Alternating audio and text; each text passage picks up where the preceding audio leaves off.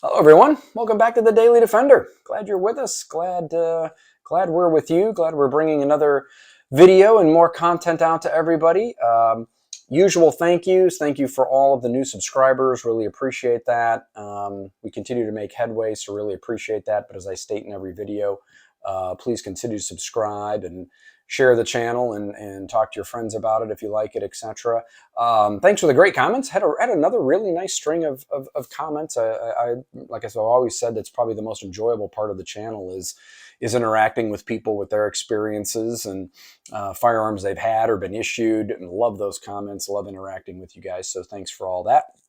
And continue to like and like I said, share the channel and tell your friends about it if you like the content. I wanted to do something just a slightly different today. I will do a deep dive on this particular model, and what we have here is a H&K P2000 SK in 9mm. I had mentioned this in a video not too long ago that I had seen this in a shop near me and picked it up multiple times and went back and forth to the shop over a series of weeks and did come to the conclusion that this does fit a role for me and does fit my hand and all that good stuff. And so went ahead and picked it up. And one of the first things, maybe not the first thing, but one of the things I noticed when I got it home was kind of how close it was to a Smith & Wesson 6904. It's also very close to a Glock 26. I can state that as well. I used to own a Glock 26. So again, I'll kind of reserve the deep dive for the P2000 SK specifically for another video where we can talk about a little bit more specifically about features and things like that and why H&K brought this to market and what they were trying to do with it and all that kind of good stuff. But I thought today we'd just kind of take a look at the pistol and compare it to the Smith & Wesson 6904. You guys know from the channel, I'm a huge Smith & Wesson guy, very passionate about the brand and the company. Certainly its historical value to firearms, law enforcement, civilians, military, etc. And so it's always, I'm always thinking and looking at other Smith & Wessons and talking to different people about them, and really couldn't help myself. But when I brought this home and saw the kind of the package and how they had put it together, that it was remarkably or similar, maybe not remarkably similar, it's probably remarkably similar to a Glock 26, but had similar characteristics, and I guess design concept is probably the word, design concept to a Smith & Wesson 6904, which was designed in the mid to late 80s. So, and of course, this was issued in 2001. Obviously, its design and concept was probably 99 and 2000. Of course, by the model number, the P2000 has some association with the design year and the year it was released. I think it was early 2000, 2021. So, I'm sorry, 2001. My apology. So yeah, let's go ahead and without dragging on our intro, let's kind of get into a deep dive, but really more of a comparison deep dive between the this 2000 SK and the 6904 I've got over here to the right. So as I just mentioned in the intro, I thought it would be kind of an interesting little look. Of course, as you guys know in this channel, big Smith & Wesson fans. I'm a big Smith & Wesson enthusiast. Pseudo collector, whatever you want to call it. And when I brought the 2000 SK home, and again, I'll do a video on this, on the features and benefits and the things I like and anything I don't like and kind of the reason I bought it, etc. But, being a Smith & Wesson guy, it's pretty hard not to have my brain kind of automatically slide over to Smith & Wesson type things. And, it kind of came to me that the design criteria for these two seems very similar, and yet, we're talking decades of difference, and one gun that's still in production and one gun that is not. And so I thought this might be kind of a fun little video. Let's see where it goes. I haven't put an enormous amount of research and all of that into this, but I just it was something that just clicked with me that this compact, or in this case subcompact, compact 9mm design concept is kind of interesting. And both guns are unloaded, of course. So we've got that on the H&K, and we've got that on the Smiths. So we can work with these a little bit more freely, make sure everybody's comfortable. And of course, safety first. Always great to be double checking, triple checking, etc. Always checking firearms are unloaded. But yeah, so I mean, the design concept again is to get into the hands of a detective, off-duty, civilian in this day and era, a small, compact firearm. In this case, both of these are 9mm. The Smith is a 6904, and its sister would have been the 6906. That would have been the stainless version. And these were built from 1988 to 1998. So they spanned a decade. Excuse me, getting over a cold, so I apologize, guys. The design criteria was probably actually in the mid 80s to late 80s. And then introduced in the late 80s. And like I said, ran a decade. But still trying to get to a compact 9mm. Again, back in that time would have been a bit more geared towards detectives and off-duty law enforcement. And Smith & Wesson didn't call this a subcompact. They called this a compact because in their third generation semi-auto line, they either had full size or they had compact. They didn't have all of these different sizes that we do today, like subcompact and micro and all of that. So they call this a compact, and but ironically, it's very, very similar to what we now consider a subcompact traditionally. This P2000 SK is that, and is also remarkably similar to a Glock 26 in size, I should say, size and weight. And I'll rattle off some specs here in a little bit. But kind of in our traditional just back and forth, again, Smith wanted to get this product out into its customers' hands, again, traditionally law enforcement in the 90s when it was producing these third-generation Smiths. And these third-generation Smiths, as you've seen in other videos, or if you haven't, you can go back and look at some of the other videos, had a number of design and feature characteristics to themselves. They had these generally narrow slides. This slide is, I think when I measured it, was less than 1 inch. And of course, once you get to the decocker safety aspect, which this firearm does have, you gain some girth here. But generally, the slides are very, very thin on the third gens, which is nice. This is a steel slide with an aluminum frame. You only have just kind of walking around it, I guess. You only have a single slide lock, slide release. So you don't have anything ambi. It's decent size. It's not overly intrusive. It's pretty slim. Kind of feeds the line as well into the kind of how it lines up with the grip. I think that's kind of a nice design feature there. And then of course it does have a safety and decocker, as we just talked about. And rear serrations, 3-dot sights, kind of this Novak slant, low drag, low snag kind of sight.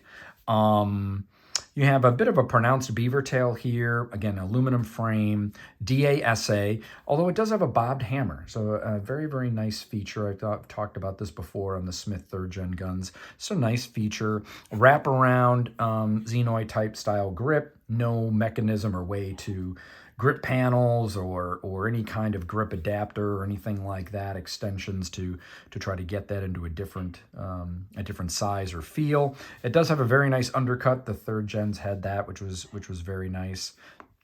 Like I said, rear serrations, and really nothing on this side in the way of controls, minus the ambi safety and decocker.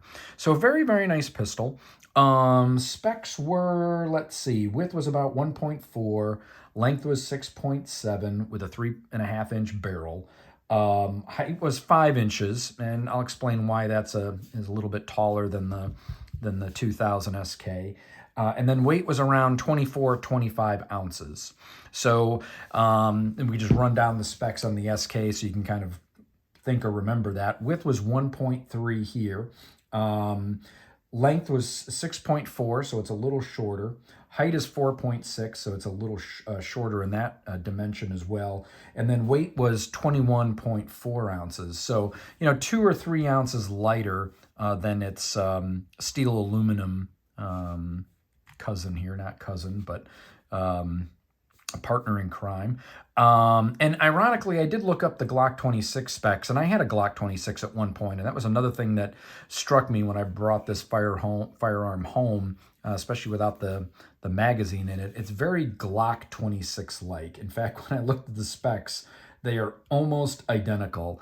Barrel, by the way, on the SK, this 2000 SK, is 3.3 inches, if I remember that right. And I think the Glock is 3.4, and like we said, the Smith is 3.5. And you can see that in a little bit different length there, a little bit longer design frame there. But, very, very nice pistols. Again, trying to do two of the very similar things, right? Get a compact 9mm package. The H&K has got a steel slide with a polymer frame, and of course we saw that in the weight difference, the 2 to 3 ounce. Although that, I was expecting that to be a little bit more difference, but I guess it just goes to show how lightweight, aluminum is and how effective that is as a weight reducing material on a firearm like this. So that was kind of interesting, the weight.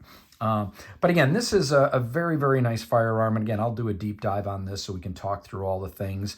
I stated produced 88 to 98. This was a product that was basically introduced in 2001, although the part number, model number, P2000 harks back to design time, and I think when they may have market launched it, but it didn't, I don't think it officially launched until 2001, and is still made today. So those are two really large differences. This ran its course for about a decade and then stopped, quite unfortunately. And H&K has taken its product from 2000 and run it 20 plus years. So, and still readily available, and generally popular, certainly among HK fans and DASA fans. Obviously, some of the other design updates, if you will. This now has a rail. Really weren't doing rails back in the 90s, as you guys probably know. That's one major difference. Of course, we talked about this one-piece wraparound grip. The SK does have removable back straps and has some very nice texturing on the back, some very nice texturing and stippling on the front with one finger groove. Kind of elongated, larger trigger guard for gloved hands, but a very streamlined design, right? So we don't have any safeties here. We do have a decocker on the back. And we have an ambi on both sides, slide release, slide lock, again, depending on your term. But it's just a very fairly narrow package. The Glock, although the dimensions are almost identical, it must be an optical illusion because I feel like the Glock 26 was just blockier or chunkier, but the dimensions really wouldn't support that. But one of the things that particularly appealed to me on this pistol, not only that was an H&K, double action, single action, I'm running other double action, single action HKs, so this fits well into a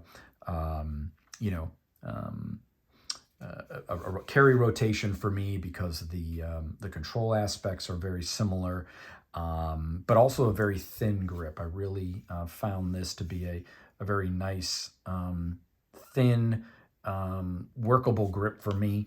Kind of getting into the magazines, that's a little bit interesting as well. They're both metal magazines. These HK mags are the mags that are effectively the same versions for the 2000s, the P30, and the USP Compact. They all use these metal magazines of same design. So you can't put a larger higher capacity magazine in here like you would get from a P30 or a P2000. I can't remember the magazine capacity of the standard 2000, but you can certainly work one of the larger, higher capacity magazines. The Smith will do the same. The Smith will take a 5904 mag, a 15-round mag from one of the larger. And Smith actually made, you may have seen that on one of my other videos that I did on the third gens, they have made longer magazines as well, higher capacity magazines as well. So Smith was a little bit more into this capacity, and that's kind of evident here. I was talking about materials of construction, again, metal and with a rubber base plate, but only a 10-round magazine or 10 capacity magazine. And I think this is kind of the general knock, or one of the knocks on HK, is that their magazine capacity maybe up to most recent times with the VP9, didn't seem to be a top priority in their design criteria. And so that's kind of one of the knocks. And that's fairly evident here because we can grab this magazine from the early 90s. And this particular model is about a 1993 model. So it's a little bit earlier on the side of their manufacturing production run, like I said, 88 to 99, 98, and this is a 1993 version. Metal mag again, pinky extension though, which is very nice. Still thinking about that in the 80s, pretty forward thinking. But this one did have a 10-round magazine, or I'm sorry, 12-round magazine. So Smith & Wesson did have a higher capacity magazine capability in the 6904. That's also a little bit evident in the length of the the height of the gun. I think we called that out of around 5 inches or so from the top of the sight to the mag well. So, and of course, when you're thinking of concealing a firearm like this, maybe not necessarily for a detective, but perhaps or off duty, and then of course civilian use, legal civilian use, length of the grip is one of the more determining factors on how well that's going to hide or print, right? We can all kind of get most of the gun into a holster the way that we want, and conceal that pretty well. But beaver tails and things of height tend to become the challenge when we're trying to conceal. So that's. But again, Smith & Wesson had the magazine capacity kind of box checked over here, at least as a standard. This particular firearm for me fits my hand quite well. It's just long enough for me to get 3 fingers on there. I went back and forth with this firearm, wasn't 100% sure on this P2000 SK, but kept going back, and I was like, no, that does work. That does fit. I can make that work. I have a small to medium-sized hand, as I've mentioned before, and I don't think I'd want a flat magazine floor plate on here. That I think would become problematic with trying to get my pinky on there, but I can get into this. There's a little bit of an undercut here, not quite as pronounced as on the Smith. Smith did a great job with this in their 3rd generation design, and the overall grip, right? The width of the grip is fairly narrow, quite manageable, yet they've packed 12 rounds into there. And your hand, I should say my hand, just slots right in there. I've always loved the 3rd gen Smith feel. One of the reasons I enjoy them so much. But you've got a little bit of an undercut here, but of course the trigger guard mag release that H&K has kind of prevents them from really going any further than that. I don't know if I mentioned it, but the bobbed hammer on the Smith was a very, very nice touch, especially on a firearm of this size and its general intended purpose. The SK comes with, in double action, single action, a full hammer, spurred hammer. I believe the LEM trigger, if I remember correctly, does have the recessed trigger. I can't recall off the top of my head if any of the variants within the SK 2000 SK platform allowed for a kind of a concealed hammer, but not that big of a deal for me. Doesn't really bother me one way or the other. Triggers on both. I haven't shot the SK, by the way. I just picked that up. I've shot the 6904 many times. Very, very nice firearm. The weight, even though it's just a few ounces, certainly I remember coming out of some smaller Glocks, like a 43 or something like that. It was a noticeable difference in how, in my opinion, how much more manageable this shot and equaled, how much better it shot for me. But managed recoil and just comfort of shooting is a very, very nice small 12-round compact in their term firearm. The double action on both of the firearms is pretty close. You might actually give it just a nod to the Smith, but this is an older gun, so the action could be worked in. What the Smith does get as the nod is the single action and the reset. And I've said it before in other videos, the Smith & Wesson, I think got it so right with the single action, the reset. It's very short. It's very tactical, you can hear it. and then the brake is right there, and it's like glass. So it's one of the things that I don't think Smith & Wesson gets anywhere near the credit that they should get for some of the triggers. And people complain about the long, heavy trigger pulls. I don't think it's really anything out of the ordinary for a DA gun. Smith & Wesson did make some very heavy trigger pulls, as I recall, for certain departments that wanted that. I think New York was one of them, if I remember right. But overall, there's nothing really wrong with that double action pull. It's very traditional, but their single action is spot on. Just a great single action. But we'll see how this guy shoots. I'm looking forward to that. But I just, again, it was something that kind of clicked with me when I got this home and was just kind of inspecting it and working with it. And, one of the Glock 26 came to mind. And then I was like, I'd be interested to see how this compares to a gun that was designed and conceived in the mid to late 80s and then produced through the 90s. And, again, I think... you guys know I'm a Smith fan, so there's always going to be a bias there. But again, I think Smith did a really nice job with the third generation guns, specifically their 5906, their 5904, the 6904s, and their 40 cals, the 4006 and the 4006 TSW CHP. Just really kind of stellar products in that third generation line, in my opinion. But again, I was kind of interested in the comparisons, the weights, the sizes, just some of the features, and just what did Smith get right and wrong, back in the 80s and 90s. And, there's no rail, as I think we talked about, or if I missed that, the Smith doesn't have a rail. It was not common back then at all. And of course, it didn't have any adaptable type of, grip panels or, anything like that. So you were kind of generally stuck. They did make a curved and a flat wraparound, as some of you know from some of the other videos. But again, this was just kind of a fun, enjoyable comparison. What was Smith doing, like I just said, back in the day? And unfortunately, they only ran these for a decade, and then the production stopped, and everything, as far as Smith was concerned, needed to go to striker fire. And of course, also just as interesting, H&K didn't feel that way, right?